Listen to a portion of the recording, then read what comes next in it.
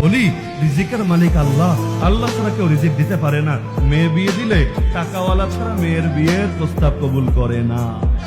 সারা জীবন বলবে আল্লাহ খাওয়ায়, আল্লাহ পড়ায়, সব তো আল্লাহই করে। তো ঠিক আছে, আল্লাহর উপর তাওয়াক্কুল করে বিয়ে দাও মেয়েকে দিনদারের সাথে, যেমন আল্লাহ রাসূল দিয়েছেন আলী রাদিয়াল্লাহু আনহুর কাছে। কি ছিল আলী রাদিয়াল্লাহু আনহু? এমনকি সংসার শুরু করেছেন যা দিয়ে, তাও নবীর দেওয়া হাদিয়া। তার তো পকেট খালি, হাত খালি, কারণ বড়ই হয়েছেন নবীর ঘরে, পয়সা পাতি আসবে কোত্থেকে? নবীর খেদমত করেছেন, চাকরি বাকরি ব্যবসা বাণিজ্য তো আর করেন নাই। ব্যাস, আল্লাহ নবী দিনদারি দেখেছেন, বিয়ে দিয়েছেন। তো সারা জীবন বলবেন আল্লাহ খাওয়ায়, সব আল্লাহ করে। তো বিয়ার সময় দিনদার বিল গেটসই লাগবে, তার মানে এখনো জবানে আছে, দিলে ঢোকে নাই।